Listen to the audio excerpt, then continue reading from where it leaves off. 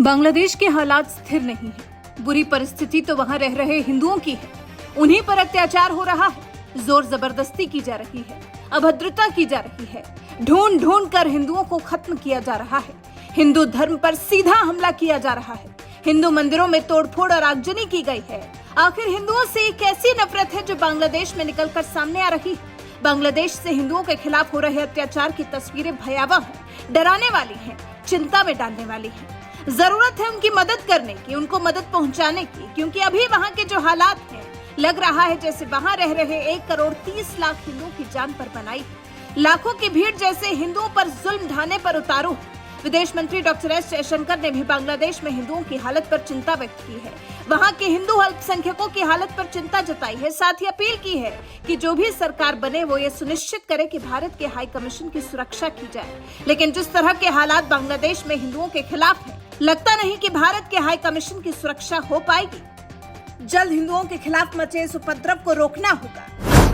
बांग्लादेश में तख्ता पलट के बाद जिस तरह से हिंदुओं को चुन चुन कर निशाना बनाया जा रहा है, इस तस्वीर ने बागेश्वर धाम के पीठाधीश्वर पंडित धीरेन्द्र कृष्ण शास्त्री को भी परेशान कर दिया है।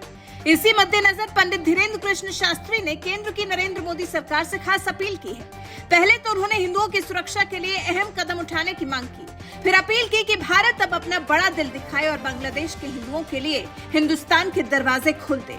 पंडित धीरेन्द्र कृष्ण शास्त्री के हिसाब से बांग्लादेश में रह रहे हिंदुओं को तुरंत शरण दी जानी चाहिए, जिससे उनकी जान बचाई जा सके। सोशल मीडिया पर पंडित धीरेन्द्र कृष्ण शास्त्री ने वीडियो साझा किया है और हिंदुओं से हनुमान चालीसा का पाठ करने को कहा है।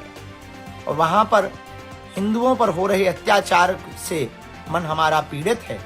हम उनसे कहेंगे कि आप लोग सब्र रखें, आप लोग अपना ध्यान रखें, एकता बनाए रखें और किसी भी प्रकार से किसी के भी विरोध में ना पहुंचें।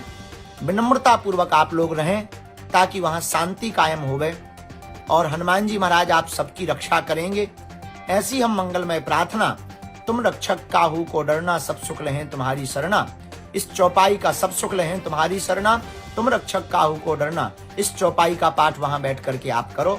हम यहाँ से हनुमान जी से प्रार्थना करते हैं और भारत सरकार से हम निवेदन करते हैं कि अपने द्वार को खोलकर बांग्लादेशी हिंदुओं को शरण दे करके उनको जो है प्रसन्न करें। बांग्लादेश में जो कुछ भी हो रहा है, हिंदुओं को जिस तरह से निशाना बनाया जा रहा है, उन पर जुल्म ढाया जा रहा है, वो हृदय विदारक है। ये खौफ से भर देने वाला है और अब इन उपद्रवियों के साथ देने के लिए जेलों से भागे अपराधी भी शामिल हो गए हैं। लाठी डंडे लिए भीड़ ने जिला जेल में घुसकर उपद्रव काटा और वहां बंद करीब 500 अपराधियों को छुड़ा लिया। इनमें कई खूंखार अपराधी भी शामिल हैं। वो किसी भी बड़ी घटना को अंजाम दे सकते हैं। ऐसे में भारत में भी तनाव बढ़ गया है। भारत सरकार ने आदेश दिया है कि बीएसएफ सभी सीमाओं पर निगरानी रखे और सीमाओं को सील भी कर दिया गया है। आवागमन को पूरी तरह से रोक दिया गया है। Star javelin thrower golden boy Neeraj Chopra ने फाइनल्स में ऐसी धमाकेदार एंट्री की है कि लग रहा था जैसे ये उनके बाएं हाथ का खेल था। पेरिस ओलंपिक 2024 में पुरुष भाला फेंक स्पर्धा के फाइनल में बड़ी आसानी से पहुंचे नीरज चोपड़ा गोल्ड से सिर्फ 1 कदम की दूरी पर हैं। मंगलवार को ग्रुप बी क्वालिफिकेशन में अपने पहले ही प्रयास में 89.34 मीटर का थ्रो कर नीरज ने सबको चौंका दिया। डिफेंडिंग चैंपियन नीरज से देशवासियों को गोल्ड की उम्मीद है। 26 साल के नीरज को पुरुष भाला फेंक स्पर्धा में फाइनल में 8 अगस्त को दमखम दिखाते हुए देखा जाएगा। फाइनल मैच रात 11:55 पर शुरू होगा।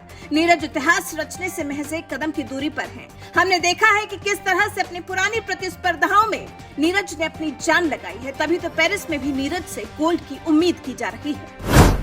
भारतीय महिला पहलवान विनेश फोगाट ने सेमीफाइनल में क्यूबा की यूस्नेलिस गुजमैन लोपेज को 5-0 से जबरदस्त शिकस्त दी, जिसके बाद विनेश फोगाट ओलंपिक कुश्ती के फाइनल में पहुंचने वाली पहली भारतीय महिला बन गई है। फाइनल में पहुंचने के साथ ही विनेश फोगाट का रजत पदक भी पक्का हो गया है, लेकिन विनेश को देश के लिए गोल्ड लाना है। हालांकि इसका फैसला बुधवार यानी कि आज रात को होगा।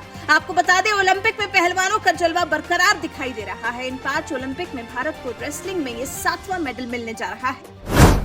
पश्चिम बंगाल में ममता सरकार को मुस्लिमों को आरक्षण देना भारी पड़ रहा है। सुप्रीम कोर्ट ने पश्चिम बंगाल की ममता सरकार से 77 मुस्लिम जातियों को आरक्षण दिए जाने के मामले में इंटेरोगेट किया है। सुप्रीम कोर्ट ने पूछा है कि ममता सरकार ने आखिर किस बुनियाद पर 77 मुस्लिम जातियों को अन्य पिछड़ा वर्ग का दर्जा दिया। इस पर अब ममता सरकार को सुप्रीम कोर्ट को जवाब देना होगा।